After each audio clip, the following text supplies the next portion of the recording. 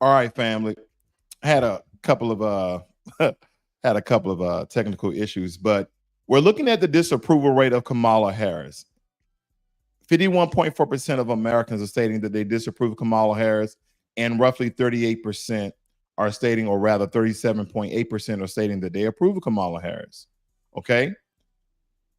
And when we look at her two potential top running mates, we have to understand that Michelle Obama won't be in the picture. There will be no female running mate. That's an automatic failure for the ticket because they have to galvanize, they have to attract, they have to steal, they have to pull some votes away from Donald Trump.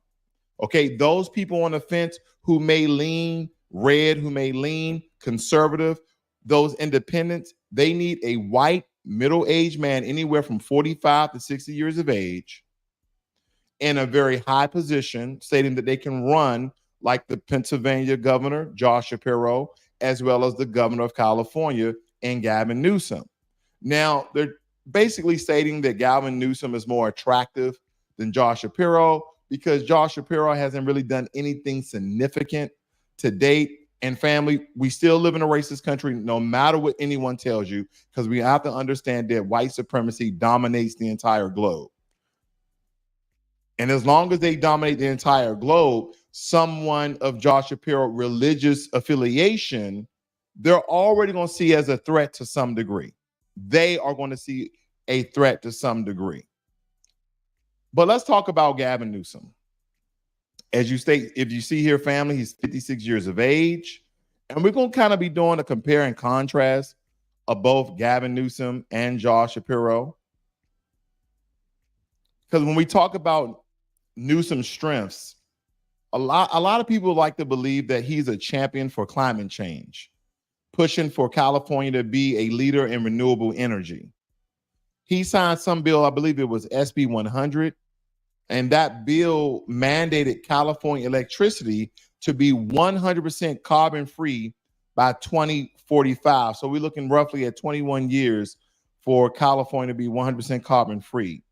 He also expanded the health care to illegal immigrants and fought for stricter gun laws, and that was under AB 893. And the reason why I like to give you this great level of detail so you can go research it for yourself, right? Because I may be slightly biased because we all have a little bit bias in us, but nonetheless, when you have the information, you can go verify it for yourself.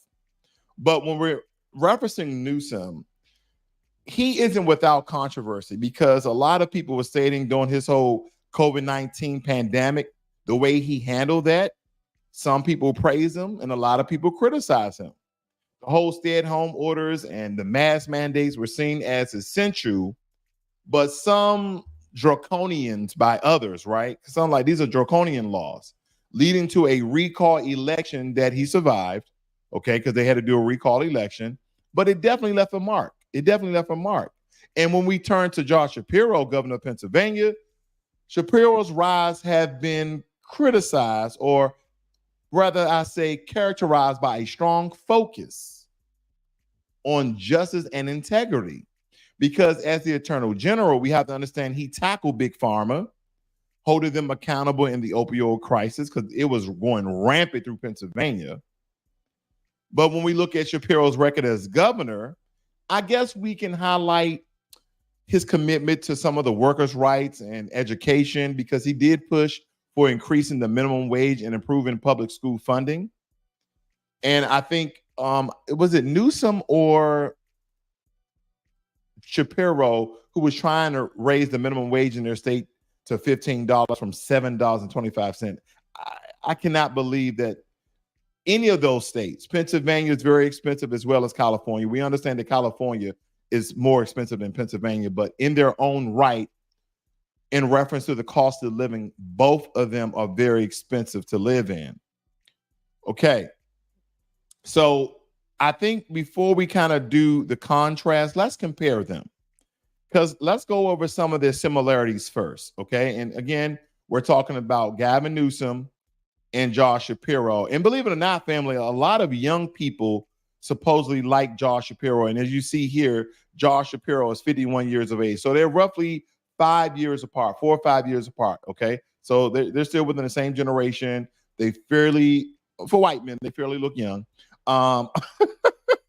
Hey, I just had to throw that out. But when we talk about their similarities, let's talk about the progressive policies that they have, because both of them push for progressive reforms.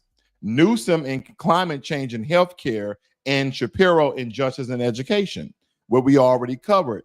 Then they both have a strong media presence, right? They know how to command attention and use the media to their advantage. But I would definitely say Newsom has a slight edge over Shapiro when it comes to that.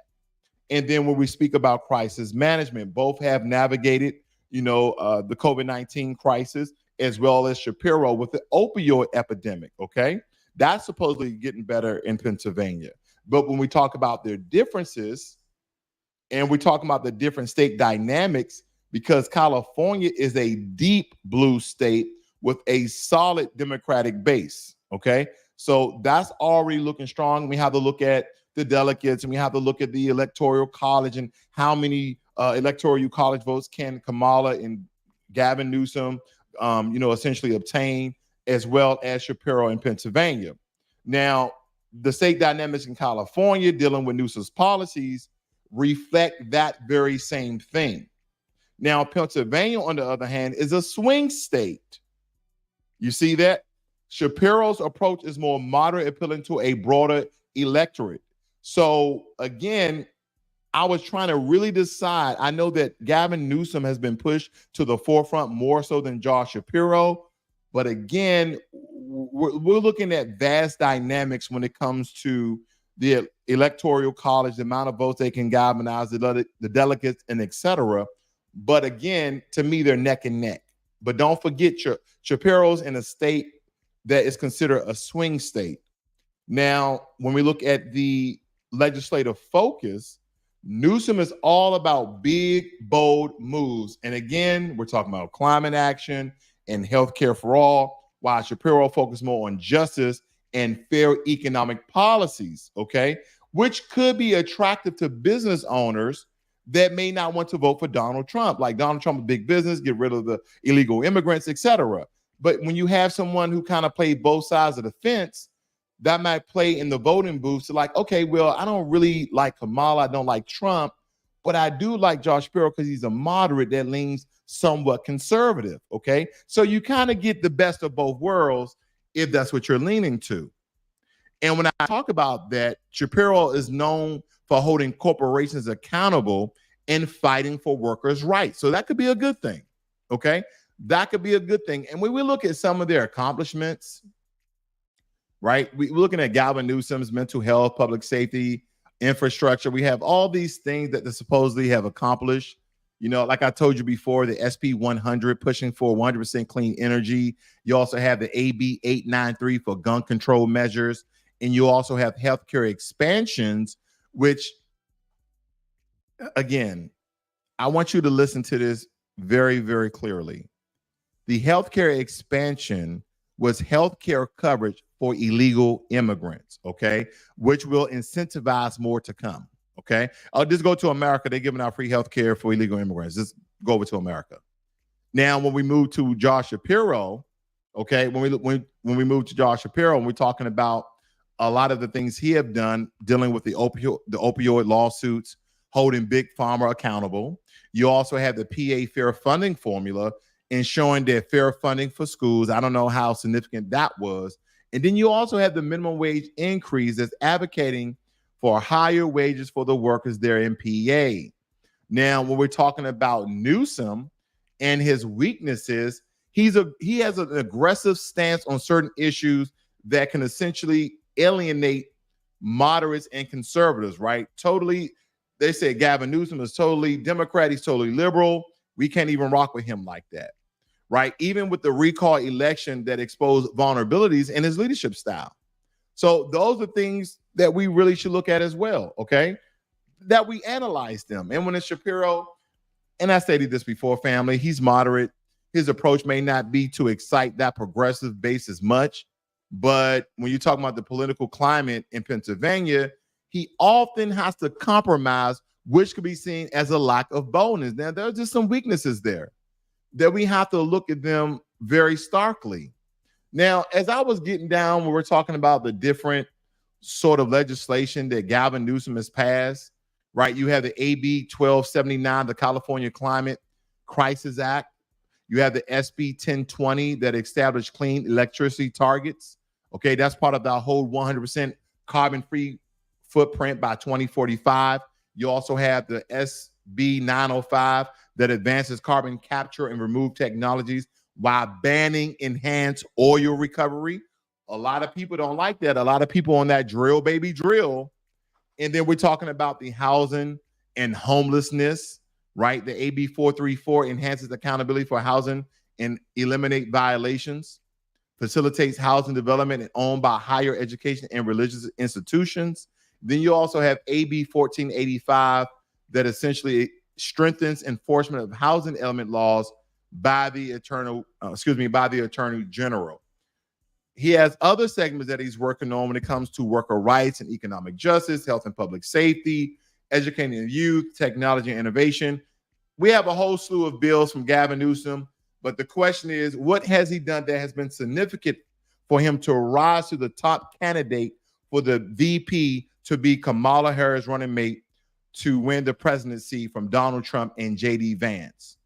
I'll leave it up to you, family, because I have a whole slew of legislation I can run down, but I can tell you there's nothing being significant, okay? Because the cost of living in California is astronomically high, where even rich people are moving from California to states like Florida and Texas and even Alabama and Missouri, where they're buying 2 or 3 houses because a 1,500 square foot house in California are running about $1.5 million.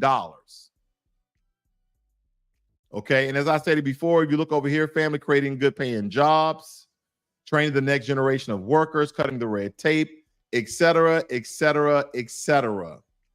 And then we go over to Ben Shapiro. Now, he has a lot of stances that a lot of these things have not come into fruition. I'll just read off a couple of things that you guys might not be aware of, like the Paul Miller's Law, also known as Senate Bill 37. And with this law, it bans the use of handheld devices while driving. Really? Really, you would think that would already be a rule, but that's something he implemented. He also has something called Clean Slate 3.0, and this is the expansion of the Clean Slate law that continues effort towards criminal justice reform by automatically sealing certain criminal records, which helps individuals with past convictions reintegrate into society. So I wonder, when they ask you on these applications, have you ever been incarcerated? Do you have a felony? Will you be allowed to put no? Does that legislation cover that? That's a question. Also, the 2024-25 bipartisan budget. Now, in this particular budget, you have very significant investments in education, economic development, and public safety. $500 million for site development to attract businesses, $20 million for small minority-owned businesses, okay? That's most likely Hispanic, Asian, and not Black. I'm pretty sure they're going to get 1 or 2 Black people in there, but we know we haven't seen any significant changes, okay, family? Again, I'm giving the information. If you want to fact check this, indeed, please do. He also increased funding for higher education, including $120 million for scholarships and grants. $30 million for career and technical education programs, support for dual enrollment programs for high school. He's done some things that deal with agriculture investments, health and safety legislation, economic and workforce development. Now, these are some of the things you see on your screen here, family, of the pocketbook issues here. It says that he promised to lower costs for consumers. Shapiro promised to eliminate 11% sales tax on cell phone services, enact a $250 gas tax refund for every personnel passenger car that is registered in the state for up to 4 cars per household. That's pretty cool. What is the status on that? Shapiro has not been presented with a bill that would adopt these goals. You know, I hate some of these middle of the road, independent, supposed to be non-biased websites, because you know full well that the governor of Pennsylvania can just tell somebody to write a bill for what he wants. Okay, that's very misleading. Promise. Shapiro emphasized raising the state's $7.25 per hour minimum wage rate to $15 an hour on the campaign trail, saying that it needs to be done. The status in his first budget address to the legislator, Shapiro asked state lawmakers to work with me to finally raise the minimum wage to $15 an hour. Family, we're talking about Pennsylvania. Pennsylvania is up north. That's expensive. Pennsylvania is a couple of hours from New York. Guess who also has a minimum wage of $7.25? Texas, which is a southern state. So these two don't really meet the mark when you're talking about the minimum wage of Pennsylvania and the promises that he's made to his constituents, which is his voting base. Okay, I'll read one more for you guys.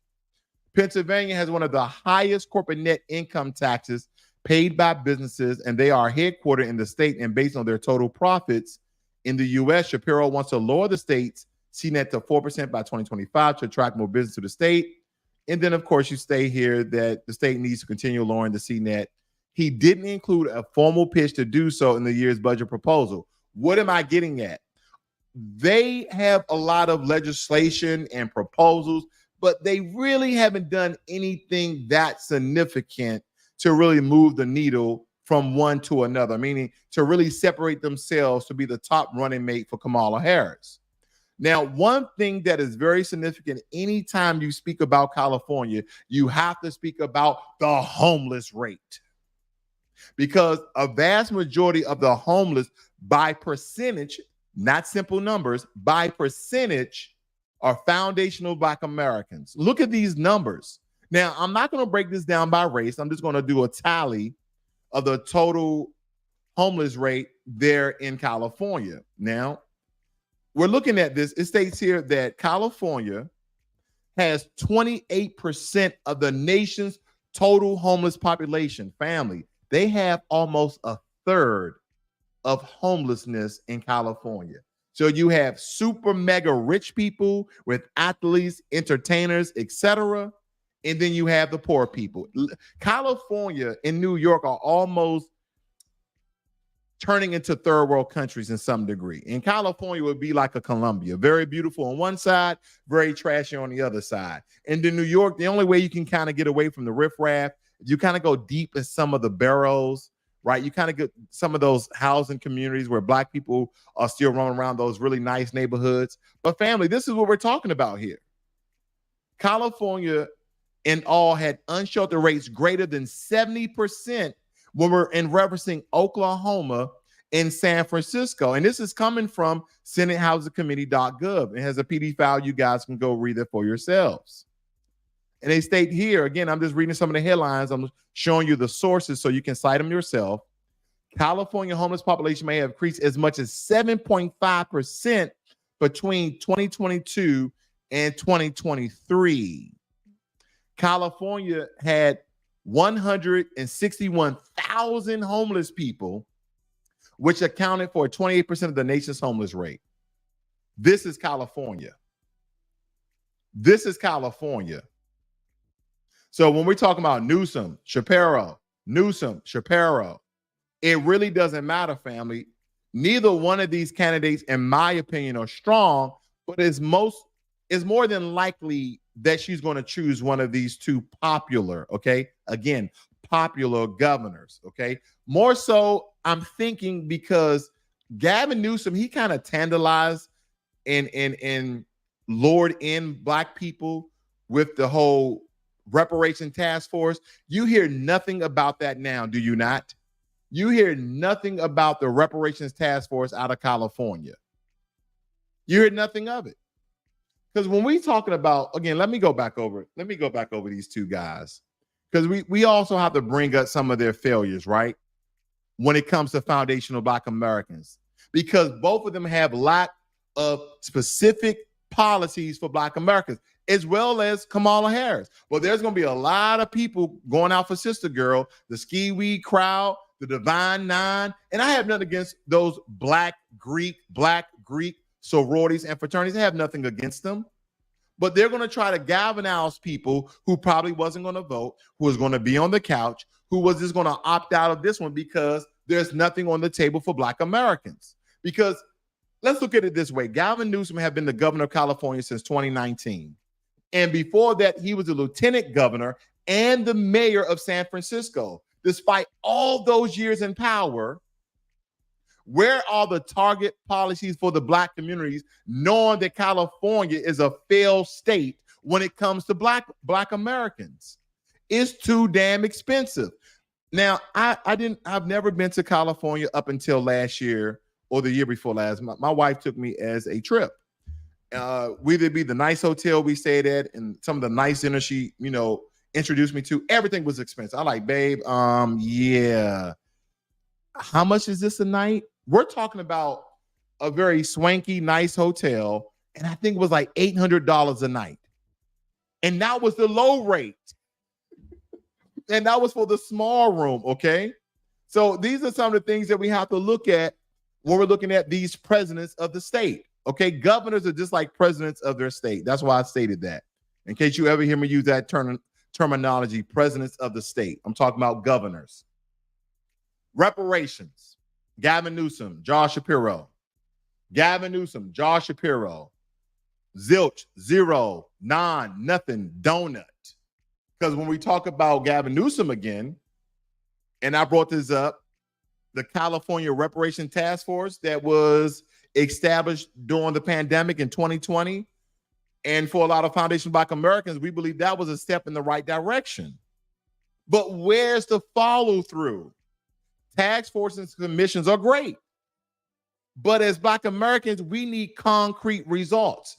We haven't heard anything. We haven't heard crickets. We haven't ever heard that.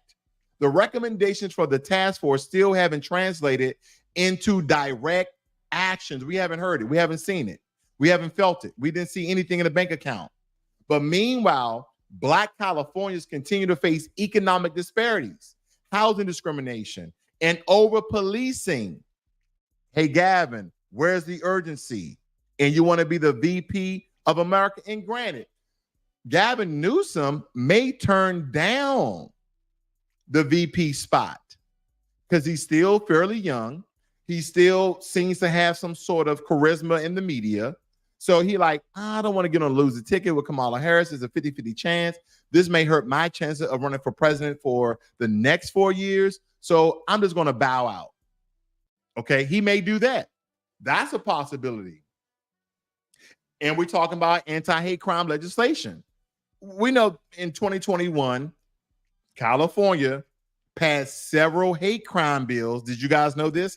In 2021, California passed several hate crime bills in response to the rise in hate crimes against Asian Americans. But again, where are the specific measures to protect Black lives? We don't need to go back to George Floyd. We are still having police to kill Black Americans unarmed, unprovoked. Young ladies with pots in their hands, if you guys are familiar with that recent story. He said he thought that she was going to throw boiling water on him because she said, I rebuke you in the name of Jesus. Lord have mercy. Now, we've been talking about this for quite some time. We're talking about qualified immunity, which allows police officers to escape accountability for their misconduct. And it's a significant barrier, family, to justice for Black victims of police violence. There's been no significant push from Newsom to eliminate this doctrine. California remains a state where Black people are disproportionately stopped, disproportionately searched, and subject to a force by police. And you know that California have all those police gangs. That's not even a secret anymore. And where have Gavin Newsom been on this issue? Silence of the lambs. He's been silent. He's been very, very silent. But if we turn our attention over to no other than Josh Shapiro, the good old governor of Pennsylvania, again, he's made some headways by reputation and, you know, fighting against the opioid epidemic. And I guess he done some things with voting rights, which is a misnomer, which is just totally a waste of time, in my opinion. But Shapiro, he has focused his attention on broad issues like public safety and economic development, which, while important, don't really address specific needs of the Black community. See, if you guys are just tuning in, family, the first half of this segment was a compare and contrast for the American citizens of both Josh Shapiro and Gavin Newsom. And now we are talking about how they are insignificant and or significant for foundational Black Americans. Okay, so if you want that segment, go ahead and run it back a little bit. But Josh Shapiro's family, we need to understand that his policies often fail to consider the unique historical and systematic challenges that are faced by Black Pennsylvanians, right? Because we're talking about cash payment reparations. And when it comes to reparations, Shapiro is MIA. He has not made any significant moves or statement in support of cash payments or other reparations for us. So basically, this is a glaring omission, especially consider Pennsylvania's history of racial injustice and economic exploitation of the Black family. What a Black anti-hate crime bill. We knew that Gavin Newsom, all of his hate crime bills had to do with Asian Americans. What about Josh Shapiro? Pennsylvania, like much of the country, has seen an uptick in hate crimes. Yet, Shapiro's administration has not prioritized legislation specifically aimed at protecting the Black community from these hate crimes. He has been more focused and more generalized, diluting the impact and urgency needed to tackle anti-Black racism head on. Qualified immunity, okay? Just like Newsom, Shapiro has not taken a strong stance against qualified immunity. Police accountability remains a significant issue in Pennsylvania, with Black residents who are disproportionately affected by police violence and misconduct. Shapiro has been very reluctant to tackle this issue directly, which is a red flag for us all. So Gavin Newsom and Josh Shapiro may seem like decent candidates on the surface. Their records show Black people a distinct lack of implementing any legislation in support of us. We need these politicians who will fight for reparations. We need these politicians who will eliminate qualified immunity and pass a Black anti-hate crime bill. That is what we need, and that is what we are owed. We can't just settle for politicians who offer lip service without delivering real change. We continue to render our vote to all of these politicians, and they've done nothing significant for Black Americans. Nothing. Now, let's talk about Kamala Harris. I'm back on her. I can't let Kamala Harris get away with this, okay?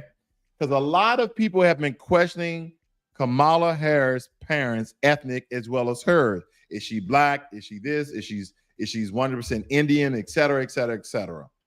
But before we get into Kamala family, I think Kamala Harris needs an introduction.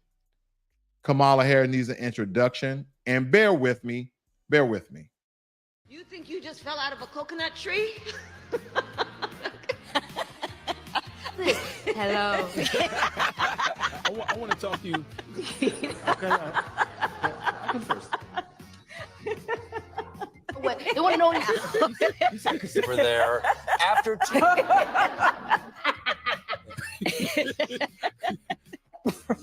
Enough.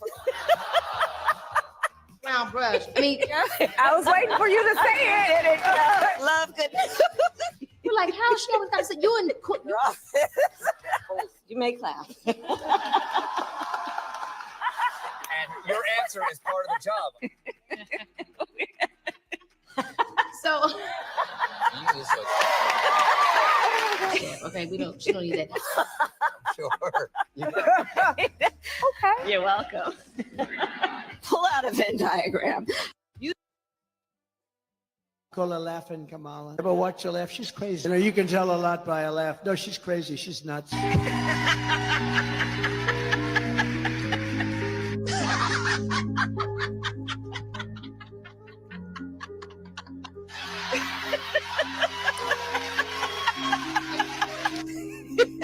Call her laughing Kamala. All right, family. I had to just bring Kamala Harris in properly because that's the most action we've seen from Kamala Harris in the past 3 years is just laughing. That's all she does is just laugh. She laughs at everything. And I don't know, a lot of people have been talking about this, but again, let's talk about her ethnicity because a lot of people are claiming that Kamala Harris is black. A lot of people are claiming that Kamala Harris isn't black. So we did some digging here. And of course, we see that her mother is 100% Indian. She came over to America as an immigrant at the age of 19 for education. It says Donald J. Harris. And I don't want to butcher Kamala Harris' mother's name. I'm just going to go with Dr. Go. Okay? Came to the United States to pursue their dreams, right? Donald in Jamaica and Kamala in India, but crossed paths thanks to their shared interest in civil rights, okay? And I kind of went through this. I want you guys to look at some of the pictures here. This is her mother, okay? This is her mother, all right? I got a couple of more pictures here. This is a picture of her father and her mother when they were young. And after a certain time at looking at this guy is not 100% Jamaican. And family, I'm not leaning one way or another. I'm just giving you the facts as I know it, okay? And I'm going to tell you a little bit more about his ancestry, but he's absolutely mixed. He's not 100%. When I mean Jamaican, I know it's a nationality. When I'm talking about a black Jamaican, okay? He is a mixed black Jamaican, okay? He's not solely just a black Jamaican. Let me see. We have the pictures in here. This is doing a civil rights movement rally. And this is her mom. And this was what Kamala Harris has been running on, that my parents were civil rights leaders, et cetera, because they went to a couple of rallies. We haven't really seen them in the limelight of significant value, but they were out there. Okay? I don't want to disclaim that. They were out there. Now, this picture did it for me. I said, okay, I can see the black man. I can see the hair. I can see the facial features here. Okay. So he is partially black, okay? It states here that Kamala Harris' father, Donald Harris, holding her as an infant. So this is Kamala Harris as an infant, okay? So these are some of the pictures I stumbled across. And then, of course, they welcome 2 daughters. And eventually, Kamala Harris' mother and father separated, I think after, I don't know how many years they were actually together before they separated. But again, this is about ethnicity, okay? Is Kamala Harris black? That's the question.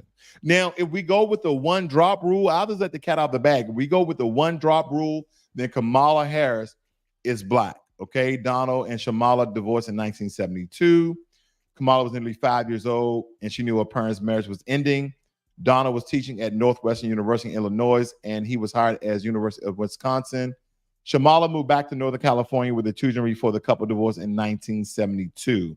I'm not going to get into the details of that. This is Kamala and her sister, I believe. Okay. There we go. That's her mother again. All right. I'm just showing you some pictures here, family. I just want you guys to glance at this. Okay. All right. Now, who are Kamala Harris' parents? We jumped down. Give me 1 second. How do they inspire the 24 president hopeful, Jamaican-born Donald J. Harris and Indian Shamala Goplan met at UC Berkeley, then had prominent careers, okay? Let's look at these a little more closely here. What is significant about her father? So we know her mother is 100% Indian, but let's talk about her father. Let's get that off the string. Let's talk about her father. So I'm gonna read the one for Wikipedia. You know, guys, I hate using Wikipedia because anyone can write this stuff, but then I'll back it up with the Irish Times. Okay. So it states here, Donald Jasper Harris was born in Brownstown, St. Anne Parish, Jamaica, the son of Oscar Joseph Harris and Beryl Nefigan, who were Irish and African Jamaicans. They were Irish and African Jamaicans. As a child, Harris learned, I don't know how to, the catechism, was baptized, confirmed in the Anglican Church, and served as an acolyte. Now, Disney has a show called The Acolyte as well. If you guys want to go check that out. I don't know what that means, but anyway. Right here, the Irish Times state that Kamala Harris is a descendant of an Irish slave owner. And this is what people were talking about, okay? This is what people were talking about. Now, what people are not understanding is that Kamala Harris' father is part Irish, okay? He's part Irish and Jamaican, again, is a nationality, because we understand Jamaicans are essentially Africans that were brought to Jamaica, or they migrated there prior to slavery. But nonetheless, when we're talking about the bloodline, does Kamala Harris have black blood? Yes, she does. How much? Nobody knows. Nobody knows. But the main question here is, if we're questioning if she's black or not, what does Kamala Harris identify as? Now, a lot of you are going to go and claim, which some claims are true, that she went to Howard University, a black, HBCU. She joined the AKA, which is a black sorority. Okay. So those things right there is going to somewhat solidify her blackness. She wore Chuck Taylors and Timberland boots, and she jags the jig, and she listened to Jay-Z like Barack Obama. Okay. But none of these things make her a foundational Black American family. That is the point that people are missing out on. And I know people in the Black empowerment space are going to call this out.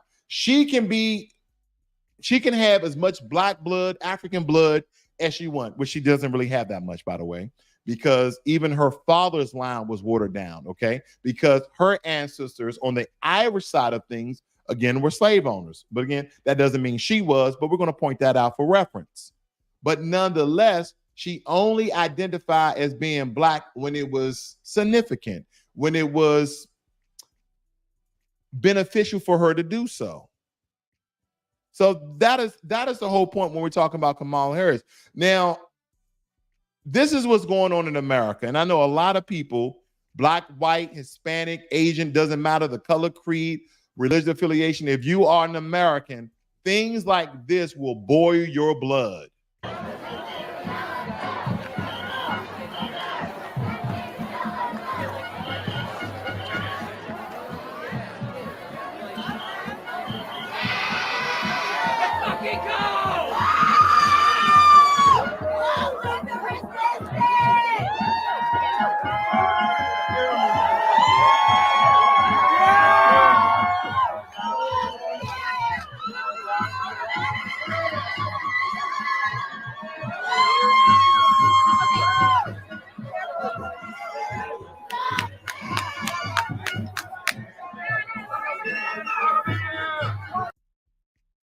So, family, this is what's going on right here.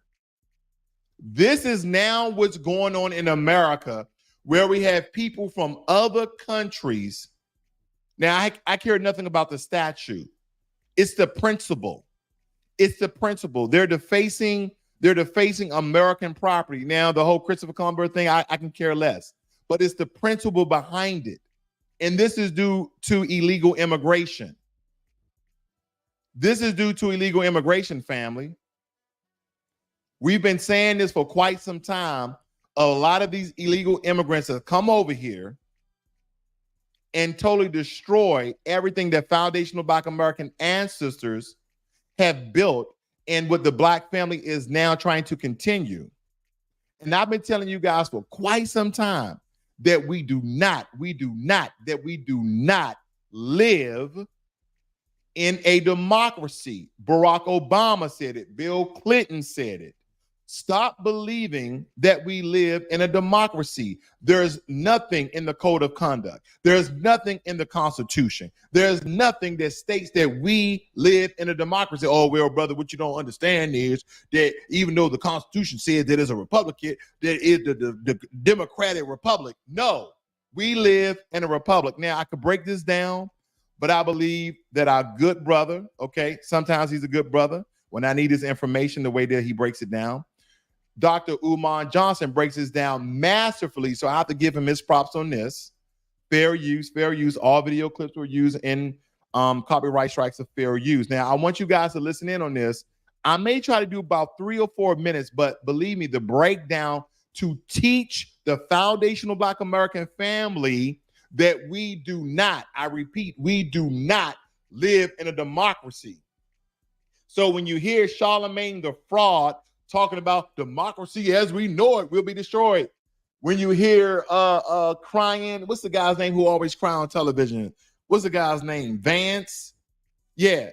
We live in a democracy. Family, again, there's nothing legislative on the federal level to state that we live in a democracy. We live in a republic. And I want a masterful breakdown from my good brother, Dr. Umar. Democracy. The people do not choose the president. Presidents are publicly confirmed by the Electoral College. It is the Electoral College that votes for the president, not the people. Now, based on your popular vote, whoever wins the popular vote in a state generally will carry all of the Electoral College votes for that state. But the electors of that state are not required to vote for the person that won the popular vote. So, for example, you beat me in Pennsylvania for the popular vote for president of the United States. You clearly won the popular vote. The electors for the state of Pennsylvania, 99.9% of the time, will vote for you to be president because you carried the popular vote. But they are not required to do so by constitutional law. And the reason they are not required to do so by constitutional law is the United States government is not a democracy. It is a republic. It is not the rule of the majority. It is the rule of law. That's why the word democracy is not in the Constitution. This is not a democracy. It is not the rule of the majority. It is a republic, the rule of the law. And who controls the republic? The aristocracy, the elite financial powers of this country. That's who really chooses the president. Now, if that is the case, why so much attention is put on the popular vote? Because since this is not a democracy, it is important to keep the illusion of inclusion alive and well. When people don't think they have a say in government, they overthrow it. When people don't think they have a say in government, they spark revolution. When people don't think they have a say in government, rebellions happen. So it is important for the power structure, the media, the corporate oligarchy to manipulate the American collective consciousness into voting for the person they pre-selected. It is important that the people. Now, he definitely broke that down, family. And I hope that people are now understanding that this sort of fictitious democracy that Democrats always tell Black folk that we live in and that we're trying to upheld does not exist. Once you cast your vote, and people who've been on my channel for years now, I've been saying this for years, once you cast your vote, you have no power. And when we look at Republicans and Democrats and how they differ, okay, how they differ. Look at this, family. Look at this. We're talking about the Republicans and the Democrats, because when we're looking at democratic values, we're talking about social equality, government intervention, which is support for a larger role of government in regulating the economy and providing social safety nets, progressive taxation. Democrats advocate for higher taxes on the wealthy to fund public services and reduce economic disparities. Environmental protection, strong focuses on addressing climate change and promoting renewable energy. Civil liberties, defending of individual rights, including LGBTQ, women rights, and productive rights. You don't hear nothing about Black folk, okay? Nothing about Black folk. Healthcare, support for universal healthcare or significant government involvement to healthcare. Then we go to the Republican side of things. They're all about limited government, preference for a smaller government with less regulation and more power given to the states and local governments, because they understand on the state level, that will impact you more so than a federal level. And for those who are new to my channel, I'm not Republican, I'm not independent, I'm not a Democrat. Just giving you the facts as I know it. Free market economy, which are the Republicans are for. Emphasis on deregulation, lowering taxes. Now, lowering taxes, we know that's mostly for businesses and the wealthy, okay? But basically minimum government interference in business. They're more so about traditional values. They focus on conservative social values, including opposition to abortion and same-sex marriages, okay? All about family and religion, etc. National security, strong emphasis on the military. So a lot of those vets may vote for Donald Trump just to get increases or more benefits, right? But when it comes to those hardcore patriots that are non-racist, those hardcore patriots who are not Patriot Front, etc., those non-racist white supremacy group, Americans want strength in national defense, and one of them have to deal with illegal immigration and continue building the wall. Now, a lot of people believe that the wall will be insignificant. Hey, it may just be a deterrent to slow down. Oh, it's going to cost the American government trillions of dollars. Well, we already $35 trillion in debt. What does it matter now? Then we have to bring this up anytime you bring a Republican or conservative, the Second Amendment rights. Okay, strong advocacy for gun ownership. But again, I do believe in checks. We need to be checking these people with guns. Fiscal conservatism. They focus on reducing government spending and balancing the budget. Now, when we talk about Republicans and we talk about Democrats, a lot of people say, well, conservative is different from liberal, even though we coincide liberal with Democrat and conservative with Republican. So, conservative, tradition and stability, right? They value long-standing traditions, okay? And they're cautious about rapid change. They're very slow.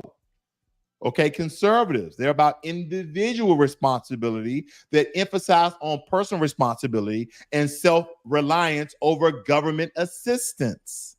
See, a lot of these things were trapped inside the Project 2025. And again, as I told you before, Donald Trump has disavowed the notion that he's connected to Project 2025 because he has his own agenda, Agenda 47.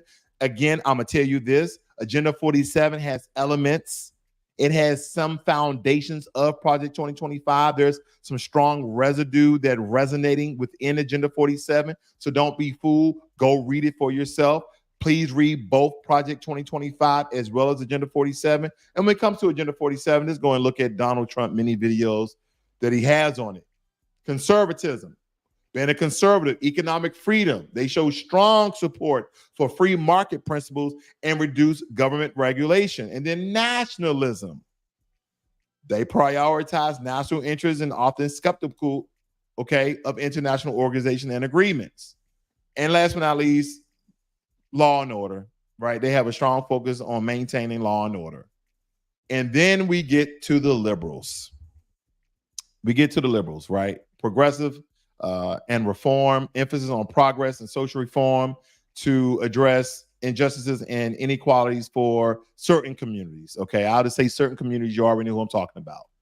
Social justice, they focus on achieving social justice and equity for people of color and marginalized communities that don't include Black people. I got that in very quickly. Government role, they show support for a very significant government role in addressing social and economic issues.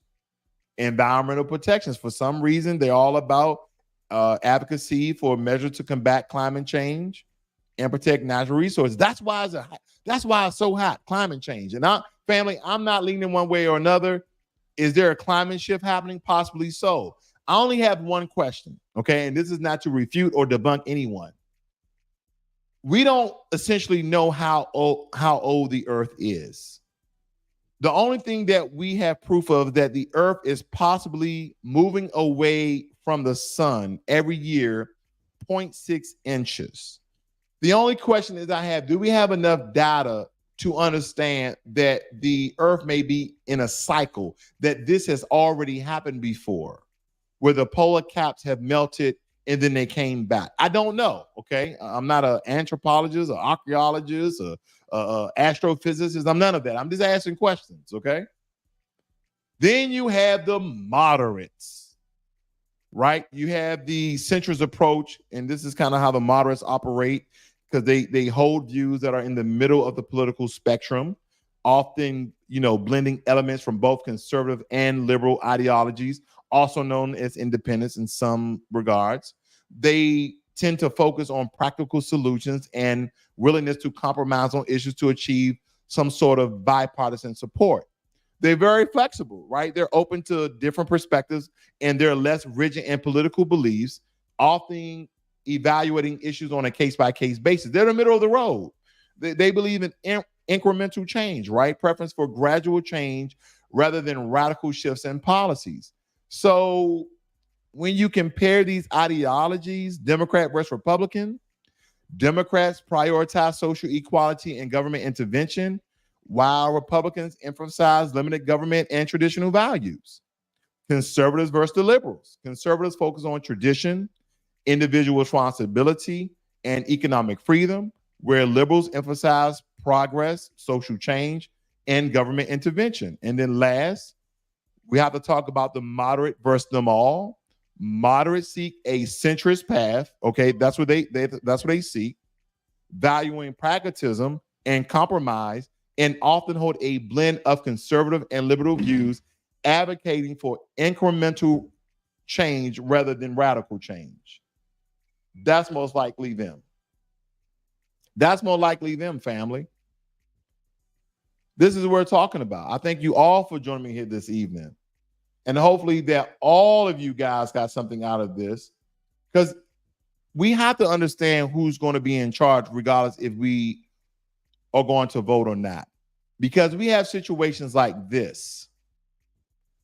This police officer has been let go, fired 5 or 6 times prior to him killing our sister. And I want to show you guys this video. Okay, fair use. If you guys are not familiar with this case, Sonia Massey was murdered by a race soldier with a badge. Listen in. Released today shows the deadly police shooting of Sonia Massey. The mother of 2 called 911 just before 1 a.m. because of a possible prowler, only to be shot by a deputy inside her own Illinois home. The now former deputy faces 3 counts of first-degree murder. CBS's Roxana Saberi has the video that shows the chaotic moments. We do want to warn you that it is hard to watch. The body camera video reveals the events leading up to the horrific scene. What took you so long to answer the door? Oh, I was trying to put on some clothes, sir. I'm sorry. You doing all right mentally? Yes. Sure? My medicine and stuff. All right. Okay. I love y'all. Thank y'all. Inside the home, Sangamon County Sheriff's Deputy Sean Grayson can be heard asking Sonia Massey to check on the stove. We don't need a fire while we're here. Within seconds, things become tense. Where you going? Huh? Where you going? Away from your hot steaming water. Away from my hot steaming water? Yeah. Oh, I rebuke you in the name of Jesus. Huh? I rebuke you in the name of No, I swear to God, I'll shoot you right in your face. Okay, I'm sorry. Massey starts to set down the pot and apologizes. Grayson fires 3 times, striking her in the face. Headshot wounded female, 1078. Prosecutors say Grayson's partner tried to give the 36-year-old first aid, even though Grayson discouraged him. I'm going to go get my kit. She's done. You can go get it, but that's a headshot. Civil rights attorney Benjamin Crump is representing Massey. So, family, sorry to show you that, but the other police officer that didn't fire his weapon saying, "Let me go get my first aid kit," and the police officer that shot our sister in the head said, "No, she's done for." Now, we know that people have survived from gunshot wounds to the head. We know that. But let me tell you, and then if you kind of have older parents, they used to call certain people devils. Let me tell you why they call these people devils. All right. She said she was going to rebuke me in the name of Jesus and came out with boiling water. That's what all this is. I was standing right here. All right. And that's where he's landed. What do you all need from us? Just nothing right now. Just hang out there for me. Thank you.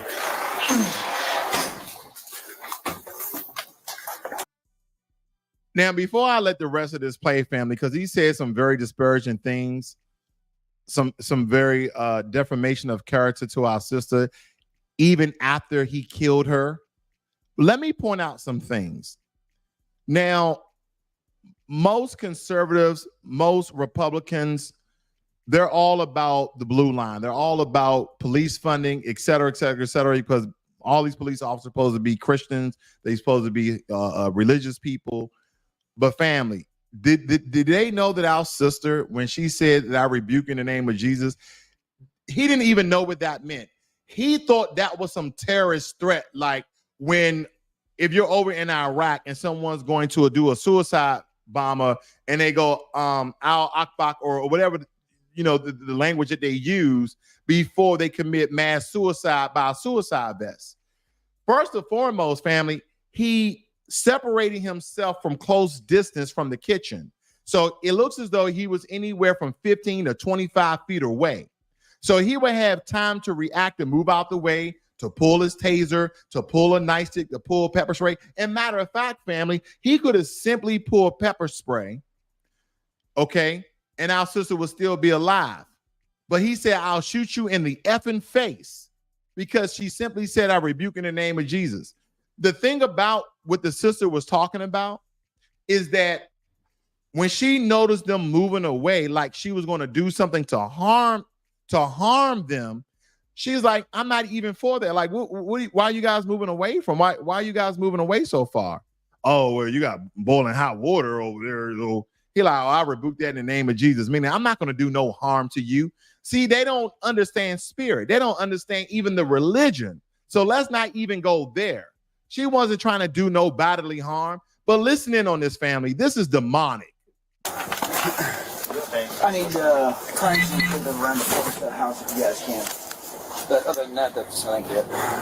Anything else, suspect? Me? I didn't know what happened. You got any questions? Yeah, I'm good. This fucking bitch is crazy.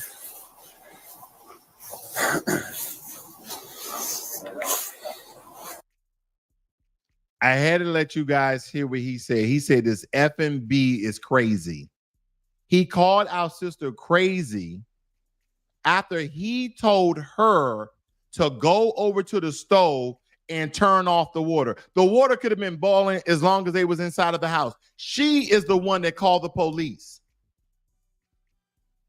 She is the one that called the police, family. And I'm back to it. And this is why I'm here. Because it seems as though for foundational Black Americans, whoever you choose to vote for, it seems as though we lose. You vote for your business with Donald Trump, they're going to increase police funding. You vote for Kamala Harris and one of her running mate, we still lose because they're going to increase police funding. But no one is revamping police training. She called you into her home. She invited you in. She was sitting on the couch having a conversation. And then you're asking her at the front door, what took you so long? What? I called you. I want you to hear the tone in this, family. Can you guys hear the tone? I want you guys to hear the tone. Listen to this, family.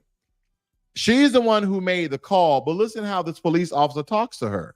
Reveals the events leading up to the horrific scene. What took you so long to answer the door? Oh, I was trying to put on some clothes, sir. I'm sorry. You doing all right mentally? Yes. Sure? My medicine and stuff. All right.